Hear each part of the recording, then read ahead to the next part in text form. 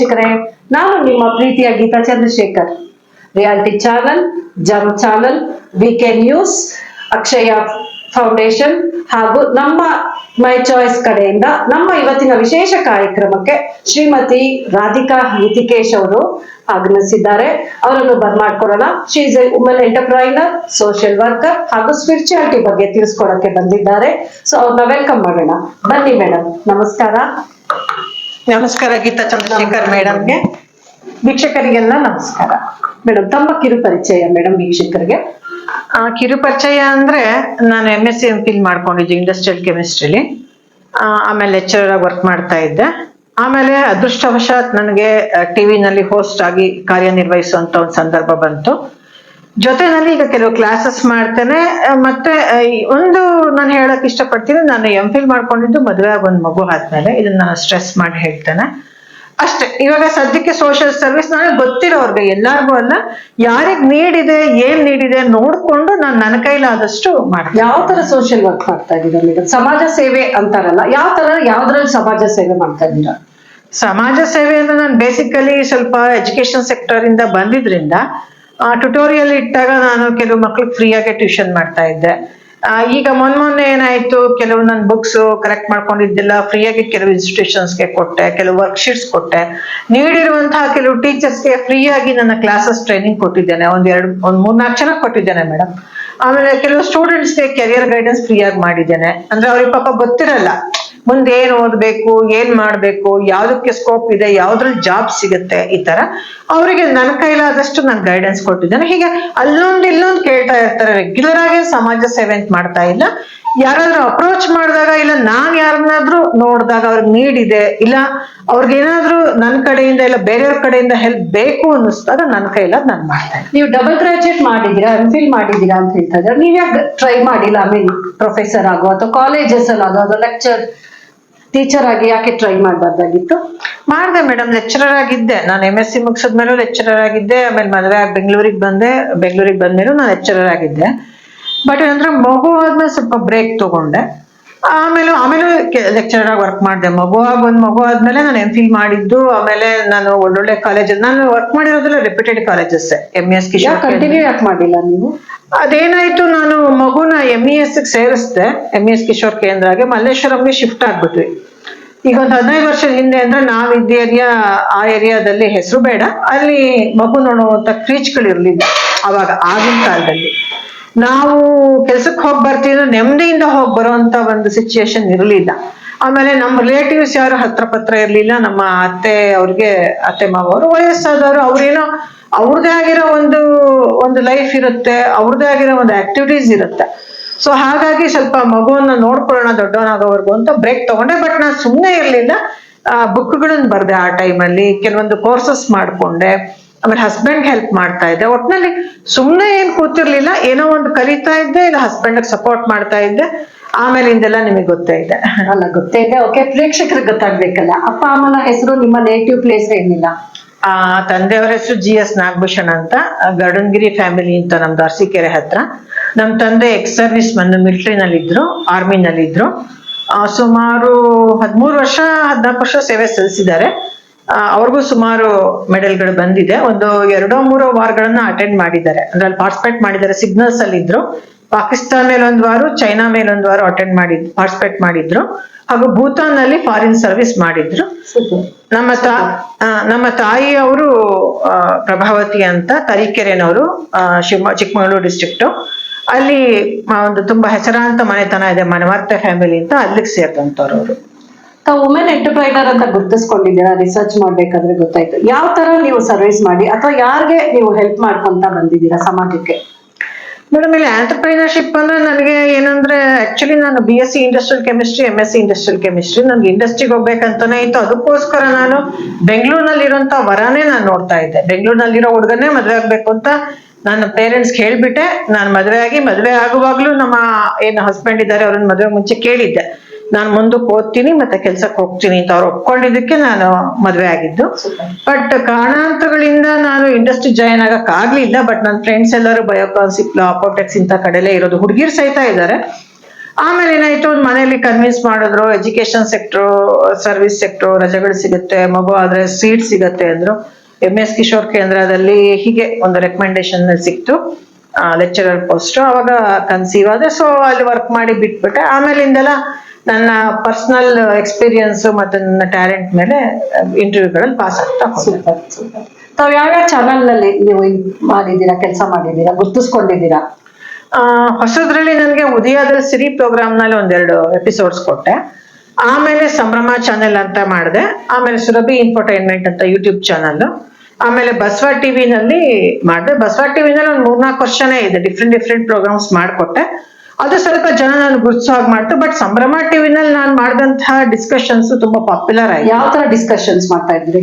Education ಅಲ್ಲೇ ಒಂದು topic ತಗೊಂಡು ಫಾರ್ ಅಗೇನ್ಸ್ಟ್ ಮಾಡ್ತಾ ಇದ್ವಿ. ನನ್ನ ಪ್ರೋಗ್ರಾಮ್ ಆಂಕರಿಂಗು ಮಾಡ್ತಾ ಇದ್ದೆ, ಜೊತೆ ಹೋಸ್ಟ್ ನಾನು. ಆ ರಿಸೋರ್ಸ್ ಪರ್ಸನ್ಸ್ ಎಲ್ಲ ನಾನೇ ಕರ್ಕೊಂಡ್ ಬರ್ತಾ ಇದ್ದೆ. ಓಕೆ. ಅದು ತುಂಬಾ ಪಾಪ್ಯುಲರ್ ಆಯ್ತು. ಆಮೇಲೆ ಸರ್ವಿಸ್ ಮೋಟೋ ಇಟ್ಕೊಂಡು ಸುರಭಿ ಎಂಟರ್ಟೈನ್ಮೆಂಟ್ಗೆ ಎಜುಕೇಶನ್ ಸೆಕ್ಟರ್ ಕೆಲವು ಪ್ರೋಗ್ರಾಮ್ಸ್ ಮಾಡ್ಕೊಟ್ವಿ. ಆಮೇಲೆ ಬಸವಾದಲ್ಲಿ ಎಜುಕೇಶನ್ ಸೆಕ್ಟರ್ ಅಲ್ಲೇ ಮಾಡಿದ ಡಿಸ್ಕಷನ್ಸ್. ಆಮೇಲೆ ಸಾಹಿತ್ಯ ಜಾಗೃತಿ ಅಂತ ಒಂದು ಕೊಟ್ಟರು MD ಅವರು, ಅದು ತುಂಬಾ ಪಾಪ್ಯುಲರ್ ಆಯ್ತು, ರೀಚ್ ಆಯ್ತು. ಮಧ್ಯೆ ಅಲ್ಲೊಂದು ಪ್ರೋಗ್ರಾಮ್ಗಳು ಬೇರೆದು ಹೋಸ್ಟ್ ಮಾಡ್ತಾ ಇದ್ದೆ. ನನ್ಗೆ ಯಾರಾದ್ರೂ ಕೇಳಿದಾಗ ಎಲ್ಲ ಗೊತ್ತಿರೋರು ಇದ್ದಾಗ ನಾನೇ ಕರ್ಕೊಂಡ್ಬಂದು. ಸೊ ಇವತ್ತಿಗೂ ಅದನ್ನ ಮುಂದುವರ್ಸ್ಕೊಂಡು ಹೋಗ್ತಾ ಇದ್ದೀರಾ ತಾವು? ಹೋಸ್ಟ್ ಮಾಡೋದು, ಆಂಕರಿಂಗ್ ಮಾಡೋದು, ಅಥವಾ ಆಕ್ಟಿಂಗ್ ಮಾಡಕ್ಕೆ ಇಂಟ್ರೆಸ್ಟ್ ಇದೆಯಾ? ಆಕ್ಟಿಂಗ್ ಅಂದ್ರೆ ಬಂತು ಮೇಡಮ್, ಒಂದು ಅಡ್ವರ್ಟೈಸ್ಮೆಂಟ್ ಅಲ್ಲಿ ಮತ್ತೆ ಒಂದು ಫಿಲ್ಮ್ ನಲ್ಲಿ ಮಾಡ್ತೀರಾ ಅಂತ ಗೊತ್ತಿರೋರೆ ಕೇಳಿದ್ರು. ಮುಂಚೆ ಆಡಿಷನ್ಸ್ಗೆಲ್ಲ ಕೇಳಿದ್ರು. ಅವಾಗ ನನ್ಗೆ ಸ್ವಲ್ಪ ಪ್ರೋಗ್ರಾಮ್ ಹೋಸ್ಟಿಂಗ್ ಇಂಟ್ರೆಸ್ಟ್ ಇತ್ತು. ನನ್ಗೇನು ಆಕ್ಟಿಂಗ್ ಯಾವ ಕೋರ್ಸ್ ಆಗಿಲ್ಲ, ಏನಂತ ದೊಡ್ಡ ಆಕ್ಟರ್ಸ್ ಏನಲ್ಲ ನಾನು. ಬಟ್ ಚಿಕ್ಕವಳಿದ್ದಾಗ ಸ್ವಲ್ಪ ಡ್ರಾಮಾಗಳು ಮಾಡಿದ ಎಕ್ಸ್ಪೀರಿಯನ್ಸ್ ಇದೆ. ಬಟ್ ಏನಂತ ಇಂಟ್ರೆಸ್ಟ್ ಇರ್ಲಿಲ್ಲ ಆಕ್ಟಿಂಗ್ ಕಡೆ. ಅವಾಗೆಲ್ಲ ಆಡಿಷನ್ಗೆಲ್ಲ ಕೇಳಿದ್ರು. ಬಟ್ ಆಮೇಲೆ ಸ್ವಲ್ಪ ಯೂಟ್ಯೂಬ್ ಇದು ಶಾರ್ಟ್ ಫಿಲ್ಮ್ಸ್ಗೂ ಬಂದಿತ್ತು ಆಫರ್ಸ್. ಅದನ್ನೆಲ್ಲ ಗುಡ್ ರೈಟರ್. ರೈಟರ್ ಮೇಡಮ್, ನನಗೆ ಅದು ತುಂಬಾ ಇಂಟ್ರೆಸ್ಟ್ ಇದೆ. ನಾನು ಹೇಗ್ ಬಂತು ಈ ಕಲೆ ನಿಮ್ಗೆ? ಅಂದ್ರೆ ನಿಮ್ ತಂದೆ ತಾಯಿ ಕಡೆಯಿಂದ ಯಾರಾದ್ರೂ ಇದ್ರ, ನಿಮ್ಮ ಗಾಡ್ ಫಾದರ್ ಯಾರ ಕಡೆಯಿಂದ ಬಂತ? ಹೇಗೆ ನಿಮ್ಗೆ ರೈಟರ್ ಬರಿಬೇಕು ಅಂತ ಅನಿಸಿಕೆ ಯಾವಾಗ ಆಯ್ತು?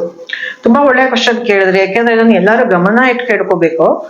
ನಾನು ರೈಟಪ್ ಗಳನ್ನ ಶುರು ಮಾಡಿದ್ದು ಅಂತಂದ್ರೆ ಇತ್ತೀಚೆಗೆ, ತೀರಾ ಈಗ ಒಂದು 2-3 ವರ್ಷದಿಂದ. ಬಟ್ ಅದಕ್ಕಿಂತ ಮುಂಚೆ ಚಿಕ್ಕವಳಿದ್ದಾಗ ನಾನು ಸ್ಕೂಲ್ನಲ್ಲಿ essay ರೈಟಿಂಗ್ ಇರುತ್ತಲ್ಲ, ಅದನ್ನೇ ತುಂಬಾ ಸೂಪರ್ ಆಗಿ ಕಲರ್ಫುಲ್ ಆಗಿ ಬರಿತಾ ಇದ್ದೆ. ಅಲ್ಲಿ ಮೇಡಮ್ ನೋಟ್ಸ್ ಏನೋ ಒಂದು ಕೊಟ್ಟಿದ್ರೆ ನಾನು ಇನ್ನೇನೋ ಓದ್ಕೊಂಡು ನಂದೇ ಓನ್ ಪಾಯಿಂಟ್ಸ್ ಅಲ್ಲಿ ಬರಿತಾ ಇದ್ದೆ. ಸೊ ಆ ಒಂದು ಎಕ್ಸ್ಪೀರಿಯನ್ಸ್ ನನಗೆ ಹೆಲ್ಪ್ ಮಾಡ್ತು. ಆಮೇಲೆ ಡಿಬೇಟ್ ಅಲ್ಲಿ ಇದ್ದೆ, ಪಿಕ್ಕರ್ ಸ್ಪೀಕ್ ಅಲ್ಲಿ ಇದ್ದೆ. ಅದೆಲ್ಲ ನನಗೆ ಈ ಹೋಸ್ಟಿಂಗ್ ಮಾಡೋದಕ್ಕೆ ಮತ್ತೆ ಮಾತಾಡೋದಕ್ಕೆ ಇದಕ್ಕೆಲ್ಲ ಹೆಲ್ಪ್ ಆಯ್ತು. ಮೋರ್ ನಾನು Karnataka base, so Kannada fluency ಇತ್ತು, ಹಾಗಾಗಿ ಸ್ವಲ್ಪ ಕ್ಲಿಕ್ ಆಯ್ತು. ಸೂಪರ್. ಬೇಸಿಕ್ ಲೈನ್ ಅಂತೀರಾ, ಅಂದ್ರೆ ಎಜುಕೇಶನ್ ಲೈನ್ MPhil ಮಾಡಿ, ಟೀಚರ್ ಆಗಿ ವರ್ಕ್ ಮಾಡಿ, ಪ್ರೊಫೆಸರ್ ಆಗಿ ವರ್ಕ್ ಮಾಡಿ, ನಿಮ್ಗೆ ಸ್ಪಿರಿಚುವಲ್ ಫೀಲ್ಡ್ ಅಲ್ಲಿ ಹೇಗೆ ನಿಮ್ಗೆ ಕನ್ವರ್ಟ್ ಆದ್ರಿ? ಅಂದ್ರೆ ಹೇಗೆ ನಿಮ್ಗೆ ಆ ಕಡೆ ವಾಲ್ತು? ಅದು ಚಿಕ್ಕ ವಯಸ್ಸಿಂದ ಸ್ಪಿರಿಚುವಲ್ ಮೇಡಮ್. ನಾವೆಲ್ಲ ತುಂಬಾ ಟ್ರೆಡಿಷನಲ್, ಅಂದ್ರೆ ತುಂಬಾ ಮಡಿವಂತ ಬ್ರಾಹ್ಮಣ ಕುಟುಂಬಗಳಿಂದ ಬಂದಿರೋರು. ಅದರಲ್ಲೂ ಎಸ್ಪೆಷಲಿ ಶಿವಮೊಗ್ಗ ಕಡೆ ಅಂದ್ರೆ ಗೊತ್ತು, ಎಲ್ಲಾ ಶೃಂಗೇರಿ ಫಾಲೋಯರ್ಸ್. ಆಮೇಲೆ ಅಲ್ಲೆಲ್ಲ ಹೇಗೆ ಅಂದ್ರೆ ಬ್ರಾಹ್ಮಣರ ಬೀದಿ ಅಂತಾನೆ ಇರುತ್ತೆ, ಒಂದು 350-400 ಮನೆಗಳು ಅಷ್ಟೇ ಇರುತ್ತೆ. ನಮ್ಗೆ ಅದೇ ಪ್ರಪಂಚ ಅಲ್ಲಿ. ನಿಜವಾಗ್ಲೂ ಅದರಿಂದ ನಂಗೆ ತುಂಬಾ ಹೆಲ್ಪ್ ಆಯ್ತು. ನಾನು ಜಾತಿ ಬಗ್ಗೆ ಮಾತಾಡ್ತಾ ಇಲ್ಲ, ಬಟ್ ಅಲ್ಲಿ ನಾನು BSc MSc 5 ವರ್ಷ ಓದಿದೆ. BSc 3 years, MSc 2 years. ನಮ್ಮ ಅಜ್ಜಿಯವ್ರ ಮನೆ, ತಾಯಿ ಮನೇಲಿ. ಅವಾಗ ನಮ್ಮ ಕಮ್ಯುನಿಟಿನವ್ರ ಜೊತೆಲೆ ಇದ್ದು ಪ್ರತಿಯೊಂದು ಹಬ್ಬಗಳು, ಪ್ರತಿಯೊಂದು ಸೆಲೆಬ್ರೇಷನ್ಸ್ ನೋಡಿ ಈ ಮೈಲ್ಗೆ, ಆಹಾರ, ಆಚಾರ, ವಿಚಾರ ಪ್ರತಿಯೊಂದು ನೋಡ್ತಾ ಇದ್ದೆ, ತಿಳ್ಕೊಳ್ತಾ ಇದ್ದೆ. ಬಟ್ ಇವಾಗ ಅದನ್ನ ಡಾಕ್ಯುಮೆಂಟೇಶನ್ ಆರ್ಟಿಕಲ್ಸ್ ಬರೆದು VKNews ಕೊಡ್ತಾ ಇದ್ವಿ. ಸೂಪರ್. ಅಂದ್ರೆ ಅದನ್ನ ಹೇಗೆ ನೀವು ಆಚರಣೆ ಮಾಡ್ಬೇಕು ಆ ತರದನ್ನ ಒಂದು ಆರ್ಟಿಕಲ್ ಹಬ್ಬಕ್ಕೂ ಬರೀತೀರಾ? ಹೌದು, ಬರಿತಾ ಇದ್ದೀನಿ. ಓಕೆ. ನಿಮ್ಮ ಹ್ಯಾಪಿಯೆಸ್ಟ್ ಮೂಮೆಂಟ್ ಇನ್ ಲೈಫ್ ಅಂದ್ರೆ ನೀವು ಇದರಲ್ಲಿ ಎಜುಕೇಶನ್ ಲೈನ್ ಇರ್ಬೋದು, ಈ ಸ್ಪಿರಿಚುವಲ್ ಲೈಫ್ ಅಲ್ಲಿ ಇರ್ಬೋದು, ಅಥವಾ ನಿಮ್ಮ ಜೀವನದಲ್ಲಿ ಒಂದು ಮರೆಯಲಾಗದಂತ ಒಂದು ಹ್ಯಾಪಿಯೆಸ್ಟ್ ಮೂಮೆಂಟ್ ಯಾವುದು? ಶೇರ್ ಮಾಡಿ. ತುಂಬಾ ಒಳ್ಳೆ, ತುಂಬಾ ಸೆಂಟಿಮೆಂಟಲ್ ಕ್ವಶನ್ ಇದು. ಯಾಕಂದ್ರೆ ರೀಸೆಂಟ್ ಆಗಿ ನನಗೆ ಕ್ಯಾನ್ಸರ್ ಡಯಾಗ್ನೈಸ್ ಆಯ್ತು, ಲೆಫ್ಟ್ ಬ್ರೆಸ್ಟ್ ಕ್ಯಾನ್ಸರ್. ಇಲ್ಲ, ಅವಾಗ ನಾನು ತುಂಬಾ ಎಲ್ಲರೂ ಓಡಾಡ್ತಿದ್ರು ಮನೆಯಲ್ಲಿ, ನಮ್ಮ ಹಸ್ಬೆಂಡು ತುಂಬಾ ಮಾಡ್ತಾ ಇದ್ರು. ಬಟ್ ನನ್ನ ಮನಸ್ಸಿಗೆ ಏನೋ ಒಂಥರ ಇಂಟ್ಯೂಷನ್ ಆಯ್ತು, ನನ್ನ ಹಸ್ಬೆಂಡ್ ನನ್ನ ತುಂಬಾ ಪ್ರೀತಿಸ್ತಾರೆ, ನನ್ನ ಉಳಿಸ್ಕೊಳ್ಳೋದಕ್ಕೆ ಟ್ರೈ ಮಾಡ್ತಾ ಇದ್ದಾರೆ ಅಂತ. That was the happiest moment. ಯಾಕಂದ್ರೆ ನಮ್ಮ ಮಧ್ಯೆ ತುಂಬಾ ಕ್ಲಾಶಸ್ ಆಗಿದೆ. ಆದ್ರೆ ಇವತ್ತಿನವರೆಗೂ ನನ್ನ ಹಸ್ಬೆಂಡ್ ಮೇಲೆ ಏನು ಕಂಪ್ಲೇಂಟ್ ಇಲ್ಲ. ಅವ್ರು ಅತಿ ಒಳ್ಳೆಯವರು. ಆದ್ರೆ ಅವ್ರಿಗೆ ಅದನ್ನ ಉಪಯೋಗಿಸ್ಕೊಳಕ್ ಬರ್ತಾ ಇಲ್ಲ. ಅವ್ರು ಅದನ್ನ ಪ್ರೂವ್ ಮಾಡಕ್ ಹೋಗ್ತಾರೆ ಅತಿ ಒಳ್ಳೆಯವರು ಅಂತ. ಅದು ಬೇಕಿರ್ಲಿಲ್ಲ. ಬಟ್ ಅವ್ರ ಆ ಫೀಲಿಂಗ್ ಅವ್ರಿಗೆ ಇದೆ ಅನ್ನೋದು ಗೊತ್ತಾದಾಗ ನಂಗೆ ತುಂಬಾ ಸಂತೋಷ ಆಯ್ತು. That is the happiest moment in life. ಅಷ್ಟೇ. ಕಹಿಯಾದ ಒಂದು ಮೂಮೆಂಟ್? ಕಹಿಯಾದ್ದು ಅಂದ್ರೆ ತುಂಬಾ ಇದೆ ಮೇಡಮ್. ಅದ್ರಲ್ಲಿ ಕೆಲವೊಬ್ರು ಕಹಿ ಘಟನೆಯಿಂದ ಒಂದು ಅನುಭವಿಸಕ್ ಆಗದೆ ಇರೋಂತ ಸಿಚುಯೇಷನ್ ಇಂದ ಅದನ್ನ ಹೇಗೆ ಹೊರಗಡೆ ಬಂದ್ರಿ? ಆತರ ಸುಮಾರು ಇದೆ, ಬಟ್ ನನಗೆ ಕಹಿಯಾದ್ದು ಅಂದ್ರೆ ತುಂಬಾ ಬೇಜಾರಾದಂತ ಘಟನೆ ಒಂದಿದೆ. ತುಂಬಾ ಹಿಂದೆ ನಾನು ಯಾರನ್ನ ನಂಬಿದ್ನೋ, ಮನೆಯವರೆಲ್ಲ ಯಾರನ್ನ ನಂಬಿದ್ರೋ ಅವರು ನನಗೆ ಗೊತ್ತಿಲ್ದಂಗೆ ನನಗೆ ಮೋಸ ಮಾಡಿ ನನ್ನ ಮಿಸ್ಯೂಸ್ ಮಾಡ್ಕೊಳಕ್ ನೋಡಿದ್ರು. ಅದು ಸ್ವಲ್ಪ ಕಹಿ ಘಟನೆ. ಆದ್ರೆ ಇವಾಗ ಅಂತದಕ್ಕೆಲ್ಲ ಬಲಿ ಆಗಲ್ಲ. ಅವಾಗೇನೋ ಚಿಕ್ಕವಳು ಗೊತ್ತಾಗ್ತಿರ್ಲಿಲ್ಲ ಅಂದ್ರೆ ಈ ಪ್ರಪಂಚ ನೋಡ್ಬಿಟ್ಟಿದೀವಿ. ನಾವೇ ಬೇಕಾದ್ರೆ ಪ್ರಪಂಚ ತೋರಿಸ್ತೀವಿ. ಸೂಕ್ಷ್ಮದಿಂದ ಗೊತ್ತಾಗ್ಬಿಟ್ಟಿದೆ ನಿಮ್ಗೆ ಏನು ಅಂತ. ಹೌದು ಹೌದು. ನೋಡಿದ್ರಲ್ಲ ವೀಕ್ಷಕರೇ, MPhil ಹೋಗಿ ಡಬಲ್ ಗ್ರಾಜುಯೇಟ್ ಮಾಡಿ ಲೆಕ್ಚರರ್ ಆಗಿ ಮಕ್ಕಳಿಗೆ ಟ್ಯೂಷನ್ಸ್ ಹೇಳ್ಕೊಟ್ಟು, ಫ್ರೀ ಆಗಿ ಟ್ಯೂಷನ್ಸ್ ಹೇಳ್ಕೊಟ್ಟು, ಬುಕ್ಸ್ ಎಲ್ಲಾನು ಸಪ್ಲೈ ಮಾಡ್ತಾ, ಅವ್ರನ್ನ ನೋಡ್ಕೊಂತ ಅವ್ರನ್ನ ಜೀವನ ಸಾಗಿಸ್ಕೊಂಡು ಅವರು ಎಜುಕೇಶನ್ ಲೈನ್ ಇಂದ ಸ್ಪಿರಿಚುವಲ್ ಲೈನ್ ಬರ್ತಾರೆ. ಆ ಸ್ಪಿರಿಚುವಲ್ ಲೈನ್ ಇಂದಾನು ಅವ್ರು ಏನೇನ್ ಮಾಡ್ಬೇಕು ಅದನ್ನೆಲ್ಲಾನು ಬುಕ್ಸ್ ಅಲ್ಲಿ ಅಂದ್ರೆ ಬರಿತಾ ವೀಕೆಂಡ್ ನ್ಯೂಸ್ಗೆ ಆರ್ಟಿಕಲ್ ಆಗಿ ಬರ್ಕೊಡ್ತಾ ಬಂದಿದ್ದಾರೆ. ಇವತ್ತು ನಮ್ ಜೊತೆ ಹಂಚ್ಕೊಳಕ್ ಬಂದಿದ್ದಾರೆ. ನಿಮ್ಮ ಈ ಇದಕ್ಕೆ ನಿಮ್ಮ ಡ್ರೀಮ್ ಅಂದ್ರೆ ಇನ್ನು ಮುಂದೆ ಏನು ಆಲೋಚನೆಗಳಿದೆ ಮೇಡಮ್? ನಿಮ್ಮ ಡ್ರೀಮ್ ತಿಳಿಸ್ಕೊಡಿ. ಡ್ರೀಮ್ ಅಂದ್ರೆ ಬೇಕಾದಷ್ಟು ಕನಸುಗಳಿತ್ತು ಮೇಡಮ್. ಅದು ಚಿಕ್ಕ ವಯಸ್ಸಿನಲ್ಲಿ ಎಲ್ಲಾರ್ಗು ಇರುತ್ತೆ. ಅದು ಸಾಧ್ಯನೋ ಅಸಾಧ್ಯನೋ ಗೊತ್ತಿರಲ್ಲ. ಕನ್ಸು ಕಾಣ್ತಾ ಇರ್ತೇವೆ. ಕನ್ಸು ಕಾಣ್ಬೇಕು ಪ್ರತಿಯೊಬ್ಬ ಮನುಷ್ಯನು. ಯಾಕಂತಂದ್ರೆ ಆ ಕನ್ಸು ಕಾಣೋದ್ರಿಂದನೇ ಅವ್ರಿಗೆ ಲೈಫಲ್ಲಿ ಏನಾದ್ರು ಒಂದು ಗೋಲ್ ಅನ್ನೋದು ಬರುತ್ತೆ. ಆಯ್ತಾ? ನನಗೆ ಮುಂದೆ ಇರೋದು, ನನ್ಗೆ ಕ್ಯಾನ್ಸರ್ ಅಂತ ಗೊತ್ತಾದಾಗ ಸ್ವಲ್ಪ ಡಿಪ್ರೆಷನ್. ಸಾರಿ, ನಿಮ್ಗೆ ಹೇಗೆ ಗೊತ್ತಾಯ್ತು? Sorry to ask this. ಅದು ಲೆಫ್ಟ್ ಬ್ರೆಸ್ಟ್ ಅಲ್ಲಿ ಇತ್ತು. ನನಗೆ ಅದು ಪೈನ್ ಬರ್ತಾ ಇತ್ತು. ಅದಕ್ಕೆಲ್ಲ ಪ್ರೊಸೀಜರ್ ಎಲ್ಲ ಫಾಲೋ ಮಾಡಿದಾಗ ಅದೆಲ್ಲ initial stages. Initial stage. Treatment ತಗೋತಾ ಇದ್ದೀರಾ? ತಗೋತಾ ಇದ್ದೇನೆ. ಸರ್ಜರಿ ಆಯ್ತು. ಫಸ್ಟ್ ಕೀಮೋ ಕೊಟ್ಟರು, ಸರ್ಜರಿ ಆಯ್ತು, ರೇಡಿಯೇಷನ್ ಆಗ್ತಾ ಇದೆ. ಫ್ಯಾಮಿಲಿ ಸಪೋರ್ಟ್, ಫ್ರೆಂಡ್ ಸಪೋರ್ಟ್ ಎಲ್ಲಾರ್ದು ಇದೆ madam. Pray god for your speedy recovery also. Thank you. ನಿಮ್ಮಂತ ಹಿರಿಯರ ಆಶೀರ್ವಾದದಿಂದಾನೇ ನಾವು ಇಷ್ಟು ಈ ಮಟ್ಟಿಗೆ. ಆಶೀರ್ವಾದ ಬೇಡ. ಅಯ್ಯೋ, ನಿಮ್ಮಿಂದಾನೇ ಇಲ್ಲಿ ನಾನು ಕುತ್ಕೊಂಡು ಮಾತಾಡ್ತಿರೋದಲ್ಲ. ಹಾಗೆ ಇನ್ನು ಎಲ್ಲೆಲ್ಲೋ ಕುತ್ಕೊಂಡು ಮಾತಾಡಿದ್ದೀನಿ. ಖಂಡಿತ. ಇನ್ನೇನಾದ್ರೂ ಹಂಚ್ಕೊಳ್ಳೋದಿದ್ರೆ ಅಂದ್ರೆ ಹೇಳ್ಬೇಕು ಅಂತಿದ್ರೆ? ಹೇಳೋದು ಅಂದ್ರೆ ನನ್ನ ಡ್ರೀಮ್ ಬಗ್ಗೆ ನಾನು ಹೇಳಲೇ ಇಲ್ಲ. ನಾನು ಸ್ವಲ್ಪ ಕ್ಯಾನ್ಸರ್ ಅಂತ ಡಿಪ್ರೆಷನ್ಗೆ ಹೋದಾಗ ನನಗೆ ಯೋಚನೆ ಆಯ್ತು. ನಾನು ಸುಮಾರು ರಿಸರ್ಚ್ ಬೇಸ್ಡ್ ವರ್ಕ್ಗಳನ್ನ ಮಾಡಿದ್ದೆ. ಅದೆಲ್ಲ ನಾನು ಹೋದ್ರೆ ಯಾರಿಗೂ ಗೊತ್ತಾಗೋದೇ ಇಲ್ವಲ್ಲಪ್ಪ, ಯಾರು ಅದನ್ನ ಯೂಸ್ ಮಾಡ್ಕೊಳ್ಳಿಲ್ವಲ್ಲ ಅಂತ ನಂಗೆ ಬೇಜಾರಾಯ್ತು. ಅದೊಂದಕ್ಕೋಸ್ಕರನಾದ್ರೂ ಬದುಕ್ ಬಂದ್ರೆ ಏನಾದ್ರೂ ಇನ್ನೊಂದಿಷ್ಟು ಮಾಡಿ ಜನಕ್ಕೆ ಪ್ರಚಾರ ಮಾಡ್ಬೇಕು, ಅವ್ರು ಯೂಸ್ ಮಾಡ್ಕೊಳ್ಳಿ ಅಂತ ಮೇಡಮ್. ನನ್ಗೆ ಬೇರೆ ಏನೇನು ಆಗ್ಬೇಕಾಗಿಲ್ಲ. ಆ ಒಂದು ಐಡಿಯಾ ಇದೆ. ಸೊ ಆ ನಿಟ್ಟಿನಲ್ಲಿ ನಾನು ಏನೇನು ಇಷ್ಟು ದಿನ ಕಂಡು ಹಿಡಿದ್ನೋ ಅದನ್ನ ಪ್ರಪಂಚಕ್ಕೆ ಗೊತ್ತು ಮಾಡಿಸೋದು, ಹಾಗೂ ಅದನ್ನ ಜನಗಳು ರೈಟ್ ಯುಟಿಲೈಸ್ ಮಾಡ್ಕೊಳ್ಳಿ ಅಂತ ಇಟ್ಕೋತೀನಿ. ಅದೇ ನನ್ನ ಡ್ರೀಮ್ ಅಷ್ಟೇ. Super madam, good, nice dream you have got in your life. I hope ಎಲ್ಲ ಒಳ್ಳೇದಾಗ್ಲಿ ಅಂತ ದೇವ್ರನ್ನ ಪ್ರಾರ್ಥನೆ ಮಾಡ್ಕೊಂತ, ಸ್ಪಿರಿಚುವಲ್ ಬಗ್ಗೆ ಅಂದ್ರೆ ನಂಬಿಕೆ, ಮೂಢನಂಬಿಕೆ, ಅದ್ರ ಬಗ್ಗೆ ವೀಕ್ಷಕರಿಗೆ ತಿಳಿಸ್ಕೊಡಿ ಮೇಡಮ್. ಆಕ್ಚುಲಿ ಇದ್ರ ಬಗ್ಗೆ ಹೇಳ್ಬೇಕಂದ್ರೆ ಸ್ವಲ್ಪ ಸಂಸ್ಕೃತದ ಬಗ್ಗೆ ಮಾತಾಡಕ್ ಇಷ್ಟಪಡ್ತೀನಿ. ನಾನು ಸಂಸ್ಕೃತ ವಿದ್ಯಾರ್ಥಿನಿ. ಹೈಸ್ಕೂಲಿಂದ ಸಂಸ್ಕೃತ ಒಂದು ಸಬ್ಜೆಕ್ಟ್ ಆಗಿ ತಗೊಂಡಿದ್ದೆ ಫಸ್ಟ್ ಲ್ಯಾಂಗ್ವೇಜ್ ಆಗಿ. ಆಮೇಲೆ ನಾನು ಸಂಸ್ಕೃತ ಶೃಂಗೇರಿ ಸರಸ್ವತಿ ಸಂಸ್ಕೃತ ಸಭಾಯಿಂದ ಎಲ್ಲ ಎಕ್ಸಾಮ್ಸ್ ಮಾಡ್ಕೊಂಡಿದ್ದೇನೆ. ಅವಾಗ ನಾವು ತಿಪ್ಟೂನಲ್ಲಿ ಇದ್ದಾಗ TN ಸರಸ್ವತಿ ಅಂತ ಒಬ್ರು ಮೇಡಮ್ ಇದ್ರು. ತುಂಬಾ ಪ್ರಸಿದ್ಧರಾಗಿರೋ TN ಪ್ರಭಾಕರ್ ಸಂಸ್ಕೃತ್ ಪ್ರೊಫೆಸರ್ ಇದಾರಲ್ಲ, ಅವರ ಸಿಸ್ಟರು, ಅವ್ರ ಸಹೋದರಿ.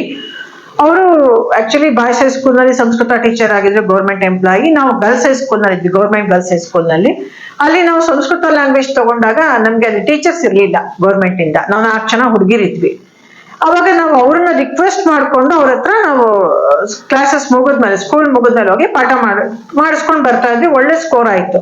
ಬಟ್ ಆಕೆ ತುಂಬಾ RSS ಮತ್ತೆ ಸೋಷಿಯಲ್ ಸರ್ವಿಸ್ ಬ್ಯಾಕ್ ಗ್ರೌಂಡ್ ಇಂದ ಬಂದಿತ್ತು. ಅವ್ರನ್ನ ನಾನು ತುಂಬಾ ನೆನಪಿಸ್ಕೊಳಕ್ ಇಷ್ಟಪಡ್ತೇನೆ. ನಾನು ಯಾವಾಗ್ಲೂ ಮೆಡಲ್ಗಳು ತಗೊಂಡಿದ್ದೀನಿ ಶೃಂಗೇರಿ ಎಕ್ಸಾಮ್ಸ್ ಅಲ್ಲಿ. ಮತ್ತೆ ಸಂಸ್ಕೃತ ನಾವು 4 ಜನದಲ್ಲಿ ನಂದೇ ಹೈಯೆಸ್ಟ್ ಬರ್ತಿದ್ವಿ ಯಾವಾಗ್ಲೂ. ಈವನ್ ನಂಗೆ 10th ಅಲ್ಲಿ ಒಳ್ಳೆ ಸ್ಕೋರ್ ಆಗಿದೆ. ಬಟ್ ಅದನ್ನೆಲ್ಲ ನಾನು ಹೇಳ್ತಿದ್ದು ಒಳ್ಳೆ ಬೇಸಿಕ್ ಹಾಕೊಟ್ರು. ಮತ್ತೆ ಅವ್ರು ತುಂಬಾ ಒಳ್ಳೆ ಮೋಟಿವೇಶನಲ್ ಸ್ಟೋರೀಸ್ ಹೇಳೋರು, ಮತ್ತೆ ಈ ದೇವ್ರು ದಿಂಡ್ರು ಇದ್ರ ಬಗ್ಗೆ ಎಲ್ಲ ಹೇಳೋರು. ಮತ್ತೆ ಅವರು ಈ ವೇದಿಕ್ ಕಲ್ಚರ್ ಬಗ್ಗೆ ತುಂಬಾ ಹೇಳೋರು, ಅಂದ್ರೆ ವೇದಗಳ ಬಗ್ಗೆ, ವೇದಿಕ್ ಕಲ್ಚರ್ ಬಗ್ಗೆ. ಹಾಗಾಗಿ ನನಗೆ ತುಂಬಾ ಇಂಟ್ರೆಸ್ಟ್. ಸಂಸ್ಕೃತದಿಂದ ಹಿಂದೂ ಧರ್ಮ ಮನೆಯಲ್ಲೂ ಒಂದು ಮಡಿವಂತ ಕುಟುಂಬ ಬಂತು. ಜೊತೆಗೆ ನಮ್ಮ ತಾಯಿ ತಂದೆನೂ ಅಷ್ಟೇ ತುಂಬಾ ಲಿಬರಲ್. ಅಂದ್ರೆ ನಮ್ಮ ತಂದೆಯವ್ರು ಹೇಗೆ ಅಂದ್ರೆ ಮಿಲಿಟರಿ ಇದ್ದಿದ್ರಿಂದ ಹಿ ವಾಸ್ ವೆರಿ ಲಿಬರಲ್. ಈಗಲೂ ಅಷ್ಟೇ. ಅವ್ರು ಹೇಗೆ ಅಂದ್ರೆ ಒಂದು ಏಜ್ ವರ್ಗು ನಮಗೆ ಹೆಣ್ಮಗು ಅಂತ ಅನ್ಕೊಂಡ್ರೇನೋ, ಬಟ್ ಆಮೇಲೆ ಅವರು ನನ್ನ ಮಗಳ ಮೇಲೆ ನಂಬಿಕೆ ಜಾಸ್ತಿ ಅಂತಾನೆ ಹೇಳಿದ್ದು. ಇವಾಗ್ಲೂ ಅಷ್ಟೇ. ಮತ್ತೆ ಈಸ್ ವೆರಿ ಲಿಬರಲ್. ನನಗೆ ಯಾರು ಕಾಂಪಿಟೇಟರೇ ಇರಬಾರ್ದು, ಎಲ್ಲಾದ್ರಲ್ಲೂ ನಾನೇ ಮುಂದಿರ್ಬೇಕು ಅಂತ ಅವ್ರ ಎಕ್ಸ್ಪೆಕ್ಟೇಷನ್. ಈಗಲೂ ಇಷ್ಟು ವಯಸ್ಸಾದ್ರೂ ನಾನು ಫೈಟ್ ಮಾಡ್ಬೇಕು, ನಾನೇ ಮುಂದಿರ್ಬೇಕು ಅಂತಾನೆ ಅವ್ರ ಎಕ್ಸ್ಪೆಕ್ಟೇಷನ್. ಸೊ ಈ ತರ ಎಲ್ಲ ಇದ್ದಾಗ ನಮ್ಮ ಈ ಲಿಬರ್ಟಿ ಅನ್ನೋದು ಮತ್ತೆ ಈ ಬೇಸಿಕ್ ಈ ಮಡಿವಂತ ಕುಟುಂಬದಿಂದ ಬಂದಿದ್ದು ಈ ಸಂಸ್ಕೃತ ವೇದಿಕ್ ಒಂದು ಕಲ್ಚರ್ ನಾಲೆಡ್ಜ್ ಎಲ್ಲ ಸೇರ್ಕೊಂಡು ನಾನು ಸನಾತನ ಧರ್ಮ ಫಾಲೋ ಮಾಡ್ತೀನಿ ಅಂತ ಹೇಳಲ್ಲ, ವೇದಿಕ್ ರಿಲಿಜನ್ ಅಥವಾ ವೈದಿಕ ಧರ್ಮ, ಇಲ್ಲಿ ಬ್ರಾಹ್ಮಣ ಅಥವಾ ಹಿಂದೂ ಅಂತಾನೆ ಹೇಳಲ್ಲ, ವೇದಿಕ್ ಕಲ್ಚರ್ ಅಥವಾ ವೇದಿಕ್ ರಿಲಿಜಿಯನ್ ಫಾಲೋ ಮಾಡ್ತೀನಿ ಅಂತ ಹೇಳ್ಬೋದು. ನಾನ್ ತುಂಬಾ ಎಕ್ಸ್ಪೆಕ್ಟೇಷನ್ ಅದರಲ್ಲೇ, ಬಟ್ ನಮ್ಮ ಒಂದು ಆಚರಣೆಗಳೇನಿದೆ ಅದನ್ನ ಸೈಂಟಿಫಿಕ್ ಆಗಿ ಮತ್ತೆ ಋತುಮಾನಕ್ಕೆ ತಕ್ಕನಾಗಿರೋದ್ರಿಂದ ಅದನ್ನೆಲ್ಲ ನಾವು ಮನೆಯಲ್ಲಿ ಎಲ್ಲಾ ಹಬ್ಬ ಹರಿದಿನ ಪ್ರತಿಯೊಂದನ್ನು ಆಚರಣೆ ಮಾಡ್ತೇವೆ. ಆದ್ರೆ ಬೇಸಿಕಲಿ ನಾನು ವೇದಗಳನ್ನ ನಂಬೋಡು. ನನ್ನ ಸ್ಪಿರಿಚುಯಾಲಿಟಿ ಏನಂದ್ರೆ ಅಲ್ಲಿ ಏನಿದೆ ವೇದಗಳಲ್ಲಿ ಅದೇ ಅಷ್ಟೇನೆ. ಅದನ್ನ ವೇದ ಕ್ಲಾಸಸ್ ಎಲ್ಲ ಹೇಳ್ಕೊಡ್ತೀರಾ, ಕಂಡಕ್ಟ್ ಮಾಡ್ತೀರಾ ಮಕ್ಕಳಿಗೆಲ್ಲ? ಇಲ್ಲ ಅವೆಲ್ಲ ಇಲ್ಲ ಮೇಡಮ್, ವೇದಗಳನ್ನ ಕಲ್ತಿಲ್ಲ ನಾನು. ನಂಗೆ ಆಕ್ಚುಲಿ ಸಂಸ್ಕೃತ ಹೆಂಗೆ ಮಾಡ್ಬೇಕಂತ ತುಂಬಾ ಆಸೆ ಇತ್ತು. ಅದು ಅಷ್ಟೇ ಅಲ್ಲದೆ ಸಂಸ್ಕೃತದಲ್ಲಿ ಒಂದು ರಿಸರ್ಚ್ ಅನ್ಕೊಂಡಿದ್ದೆ. ನಾನ್ ಚಿಕ್ಕ ವಯಸ್ಸಿಂದ ಕೃಷ್ಣನ್ ಭಕ್ತೆ. ನನಗೆ ಜಯದೇವ ಕವಿ ಗೀತ ಗೋವಿಂದದ್ನ ರಿಸರ್ಚ್ ಮಾಡ್ಬೇಕು ಅಂತ ಇತ್ತು. ಬಟ್ ಸಂಸ್ಕೃತ MA ಕಂಪ್ಲೀಟ್ ಆಗಿಲ್ದಲೇ ಇರೋ ಕಾರಣದಿಂದ ಈಗ ನಂಗೆ ಬೇಕಾಗೂ ಇಲ್ಲ ಮೇಡಮ್. ಇವಾಗ ನನ್ಗೆ ಆ ಸಿಲೆಬಸ್ ಓದ್ಕೊಂಡ್ರೆ ಸಾಕು, ಆ ಬುಕ್ಸ್ ಓದ್ಕೊಂಡ್ರೆ ಸಾಕು, ಯಾವ ಸರ್ಟಿಫಿಕೇಟ್ ಓದೋದ್ರಲ್ಲಿ ಯಾವ್ದ್ರಲ್ಲೂ ನಂಗೆ ಬೇಕಾಗಿಲ್ಲ. ಸೊ ಆ ತರ ಒಂದು ವೈರಾಗ್ಯ ಸ್ಪಿರಿಚುಯಾಲಿಟಿ ಬಂದ್ಬಿಟ್ಟಿದೆ. ಹಾಗಾಗಿ ನಾನು ಏನ್ ಮಾಡಿದೆ, ಇವಾಗ ಏನು ಇದೆ ನಮ್ಮ ಕಲ್ಚರ್ ಅಲ್ಲಿ ಅದನ್ನ ಎಲ್ಲಾರ್ಗು ಹೇಳೋದಕ್ಕೆ ಮತ್ತೆ ನಾನು ಸಾಧ್ಯವಾದಷ್ಟು ಫಾಲೋ ಮಾಡೋದಕ್ಕೆ ಟ್ರೈ ಮಾಡ್ತಾ ಇದ್ದೇನೆ. ಅಂದ್ರೆ ನೀವು ಯಾವ ತರ ಹೇಳ್ಕೊಡ್ತೀರಾ? ಐ ಮೀನ್ ಸ್ಪಿರಿಚುಯಾಲಿಟಿ ಬಗ್ಗೆ ಸುಮ್ಮನೆ ನೀವು ಕಲಿತಾ ಇದ್ದೀರಾ, ಓಕೆ, ಬಟ್ ಜನಗಳಿಗೆ ಹೇಗೆ ತಿಳಿಸ್ಕೊಡ್ತೀರಾ ಅದನ್ನ? ಏನಿಲ್ಲ, ಸದ್ಯಕ್ಕೆ ನಾನು ನಮ್ಮ ಹಿಂದೂ ಧರ್ಮದಲ್ಲಿರುವಂತಹ ಆಚರಣೆಗಳು, ಹಬ್ಬಗಳು ಅಂತದ್ರ ಬಗ್ಗೆ ಆರ್ಟಿಕಲ್ ಬರೆದು ಅದನ್ನ ಪಬ್ಲಿಸಿಟಿ ಮಾಡ್ತಾ ಇದ್ದೀನಿ. ಹೌದು, ಕೊಡ್ತಾ ಇದ್ದೇನೆ. ಫ್ಯೂಚರ್ ಅಲ್ಲಿ ನಮ್ಮ ಪ್ರತಿಯೊಂದು ಆಚರಣೆಗಳು ಅಥವಾ ಒಂದು ಏನಿದೆ ಅದರ ಸೈಂಟಿಫಿಕ್ ರೀಸನ್ಸ್ ನ ಹೇಳುವಂತ ಎಷ್ಟೋ ಜನಗಳು ಗೊತ್ತಿಲ್ಲ. ಅದನ್ನ ಹೇಳಿ ಒಂದು ಆರ್ಟಿಕಲ್ ಕೊಡೋದು ಅಥವಾ ವಿಡಿಯೋ ಮಾಡೋದೋ ಇದೆ. ಬಟ್ ಏನಂದ್ರೆ ಸ್ವಲ್ಪ ನಾನು ಹೋಮ್ವರ್ಕ್ ಮಾಡ್ಬೇಕು, ಹಳೆದೆಲ್ಲ ಬ್ರಷ್ ಅಪ್ ಮಾಡ್ಕೊಂಡು ಸೈಂಟಿಫಿಕ್ ಆಗಿ ಅಂತ ಹೇಳೋದು ಪ್ರೂಫ್ ಇರ್ಬೇಕು. ಹಾಗಾಗಿ ಸ್ವಲ್ಪ ಟೈಮ್ ತಗೊಳತ್ತೆ. Super ma'am. ನಿಮ್ಗೆ ಒಂದು ಥ್ಯಾಂಕ್ಸ್ ಹೇಳ್ಬೇಕು ಅಂದ್ರೆ ಈ ವೇದಿಕೆಯಲ್ಲಿ, ಅಥವಾ ಸಾರಿ ಕೇಳ್ಬೇಕಂದ್ರೆ ವೇದಿಕೆ ಇಸ್ ಯೋರ್ಸ್ ಮ್ಯಾಮ್. ಯಾರಿಗಾದ್ರೂ ನೆನ್ಸ್ಕೊಂಡು ಥ್ಯಾಂಕ್ಸ್ ಹೇಳೋದಾಗ್ಲಿ, ಪ್ಲೀಸ್ ಶೇರ್. ಥ್ಯಾಂಕ್ಸ್ ತುಂಬಾ ಜನಕ್ಕೆ ಹೇಳ್ಬೇಕು. ನಮ್ಮ ತಂದೆ ತಾಯಿ ಅವರಿಗೆ, ನನಗೆ ತುಂಬಾ ಸಪೋರ್ಟ್ ಮಾಡಿದಂತಹ ನಮ್ಮ ಗೈಡ್ ಆಗಿದ್ದಕ್ಕೆ ವಸಂತ್ ಕುಮಾರ್ ಪೈ ಅವರಿಗೆ. ಇವತ್ ನಾನು ಈ ಮಟ್ಟಕ್ಕೆ ಬರಕ್ ಅವರೇ ಮೇಡಮ್ ಕಾರಣ. ನನ್ನ ಒಂದೊಂದು ಹೆಜ್ಜೆನಲ್ಲೂ ಅವರು ಬಿಡಿಸ್ತಾ ಇದ್ದಾರೆ ಮತ್ತೆ ಕಾಪಾಡ್ತಾ ಇದ್ದಾರೆ, ನನ್ನ ಸೇಫ್ ಗಾರ್ಡ್ ಮಾಡ್ತಿದ್ದಾರೆ. ಆಮೇಲೆ ನನ್ನ ಹಸ್ಬೆಂಡ್ಗೆ, ನಿಮಗೆ ಗೀತಾ ಮೇಡಮ್ ಅವ್ರಿಗೆ, ಹಾಗೂ ನಮ್ಮ ನಮ್ಮ ಇವರು ಸುರಭಿ ಎಂಟರ್ಟೈನ್ಮೆಂಟ್ ಚಾನಲ್ ನ ಕಿರಣ್ ಅವ್ರಿಗೆ, ಆಮೇಲೆ ನಮ್ಮ ಬಸವ ಟಿವಿ MD ಆಗಿದ್ದಂತಹ ಕೃಷ್ಣಪ್ಪನವ್ರಿಗೆ, ಇವ್ರಿಗೆಲ್ಲರಿಗೂ ನಾನು ಥ್ಯಾಂಕ್ಸ್ ಹೇಳಕ್ ಇಷ್ಟಪಡ್ತೇನೆ. ನನ್ನ ಮಗಂಗೆ ಏನೇ ಮಾಡಿದ್ರು ಮಗನ್ ಬಿಟ್ಟು ಮಾಡಲ್ಲ, ಸಪೋರ್ಟಿವ್ ಆಗಿದ್ದಾನೆ ಅನ್ಕೊಂತೀನಿ. ಅವ್ನು ನೋಡಿದ್ರೆ ನನಗೆ ಯಾರು ಸಪೋರ್ಟ್ ಮಾಡಿಬಿಟ್ಟು ಅವ್ನು ನೋಡಿದ್ರೆ ನನಗೆ ಜೋಶ್ ಬಂದ್ಬಿಡುತ್ತೆ. ಸಾರಿ ಹೇಳ್ಬೇಕಂದ್ರೆ ಯಾರಿಗೂ ಇಲ್ಲ, ಬಟ್ ನಮ್ಮ ತಂದೆ ತಾಯಿಗೆ ಅನ್ಕೋತೀನಿ, ನಾನು ಗೊತ್ತಿಲ್ದಂಗೆ ಏನಾದ್ರೂ ಮಿಸ್ಟೇಕ್ಸ್ ಮಾಡಿದ್ರೆ, ನಮ್ಮ ತಂದೆ ತಾಯಿಗೆ ಏನಾದ್ರೂ ಮೋಸ ಅಥವಾ ಗೊತ್ತಿಲ್ದಂಗೆ ಏನಾದ್ರೂ ನಾನು ತಪ್ಪುಗಳನ್ನ ಮಾಡಿ ಅವ್ರ ತಲೆ ತಗ್ಸೋಂತ ಕೆಲಸ ಯಾವತ್ತಾದ್ರೂ ಮಾಡಿದ್ರೆ ಅದು ನನ್ ತಪ್ಪಿರುತ್ತೋ ಬೇರೆಯವ್ರ ತಪ್ಪಿರುತ್ತೋ ಬೇಡ, ನಾನೇ ಸಾರಿ ಕೇಳೋಕ್ ಇಷ್ಟಪಡ್ತೇನೆ ಅಷ್ಟೇ. ಯಾರಿಗೂ ಏನು ನಾನು ಮೋಸ ಮಾಡಿಲ್ಲ ಅಥವಾ ಹರ್ಟ್ ಆಗೋಂಗ್ ಮಾಡಿಲ್ಲ. ಆತರ ಮಾಡಿದ್ರೆ ಇದ್ರ ಮುಖಾಂತರ ಸಾರಿ ಕೇಳ್ತೇನೆ. ಮತ್ತೆ ಇನ್ನೊಂದು, ನಾನು ಯಾವ್ದೋ ರೀತಿಲಿ ಕಂಪನ್ಸೇಟ್ ಮಾಡಿರ್ತೇನೆ, ಅದನ್ನ ಅವ್ರು ಅರ್ಥ ಮಾಡ್ಕೋಬೇಕು. ವೀಕ್ಷಕರಿಗೆ ಏನಾದ್ರು ಹೇಳಕ್ ಇಷ್ಟಪಡ್ತೀರಾ? ಟಿಪ್ಸ್ ಅಂತ ಹೇಳಕ್ಕೆ ಇಷ್ಟಪಡ್ತೀರಾ? ವೀಕ್ಷಕರಿಗೆ ಅಂತಂದ್ರೆ ನೋಡಿ, ಈಗ ನಾನು ಫಸ್ಟ್ ಹೇಳ್ದಂಗೆ ವೇದಿಕ್ ಒಂದು ಇದನ್ನೇ ತಗೊಂಡು ಹೇಳ್ತೇನೆ.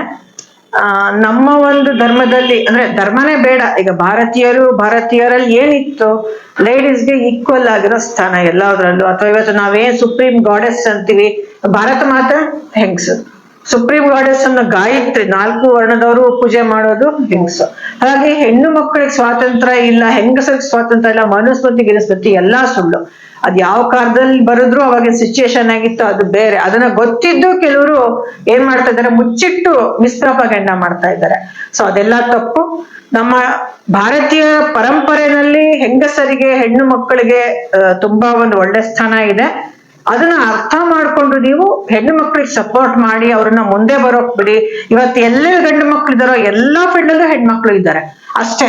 ನನಗ್ ಹಂಗೆ ಸಪೋರ್ಟ್ ಮಾಡಿ ಮೇಲಕ್ಕೆ ತಂದಿದ್ದು ನಮ್ಮ ತಂದೆಯವರಾಗ್ಲಿ ಅಥವಾ ನಮ್ಮ ಪ್ರೊಫೆಸರ್ಸ್ ಆಗ್ಲಿ, ನಾನು ಅದನ್ನೇ ಮಾಡ್ತಾ ಇದ್ದೀನಿ ಮುಂದೆ ಅಷ್ಟೇ, ಇನ್ನೇನು ಇಲ್ಲ. ಅದೊಂದು ಚೈನ್ ತರ ಬೆಳ್ಕೊಂಡು ಹೋಗ್ಲಿ ಅಷ್ಟೇ, ಇನ್ನೇನು ಇಲ್ಲ. ಕೇಳಿದ್ರಲ್ಲ ವೀಕ್ಷಕರೇ, ನಮ್ಮ ರಾಧಿಕಾ ಅವರ ಹಿತನುಡಿಗಳು ಅಂದ್ರೆ ಅವರ ಕಷ್ಟ ಸುಖ ನಡೆದು ಬಂದಂತ ದಾರಿಗಳನ್ನ ನಮ್ಮ ಚಾನಲ್ಗೆ ಹಂಚ್ಕೊಂಡು ಬಂದಿದ್ದಾರೆ. ಅವ್ರಿಗೆ ತುಂಬಾ ಹೃದಯದ ನಮಸ್ಕಾರಗಳನ್ನು ತಿಳಿಸೋಕೆ ಇಷ್ಟಪಡ್ತೀವಿ. ಹಾಗೂ ಅವರ ಆರೋಗ್ಯ ಭಾಗ್ಯ ಬೇಗ ಗುಣವಾಗ್ಲಿ ಅಂತ ಕೇಳ್ಕೊತಾ ಇದೀವಿ. ನಮ್ಮ ರಿಯಾಲಿಟಿ ಚಾನಲ್, ನಮ್ಮ ಜನರ ಕಡೆಯಿಂದ ನಿಮ್ಗೆ ಹೀಗೆ ನನ್ನತ್ತ ಇನ್ನೂ ಆಯಸ್ಕೊಟ್ಟು ದೇವ್ರು ಕಾಪಾಡ್ಲಿ ಅಂತ ಕೇಳ್ಕೊತಾ ಇದೀನಿ ಮೇಡಮ್. ತುಂಬಾನೇ ಧನ್ಯವಾದಗಳು ಹೇಳಕ್ ಇಷ್ಟಪಡ್ತೀನಿ. ನಮಸ್ಕಾರ ಮತ್ತು ಧನ್ಯವಾದಗಳು ಗೀತಾ ಚಂದ್ರಶೇಖರ್ ಮೇಡಮ್ಗೆ, ಹಾಗೂ ಇಷ್ಟೊತ್ತು ನನ್ನ ಒಂದು ಏನು ಮಾತುಕತೆಗಳನ್ನು ಆಲಿಸಿದಂತಹ ವೀಕ್ಷಕರಿಗೆಲ್ಲ ರಾಧಿಕಾ ಶ್ರೀಕೇಶ್ ಮಾಡುವಂತಹ ನಮಸ್ಕಾರ ಹಾಗೂ ಧನ್ಯವಾದಗಳು.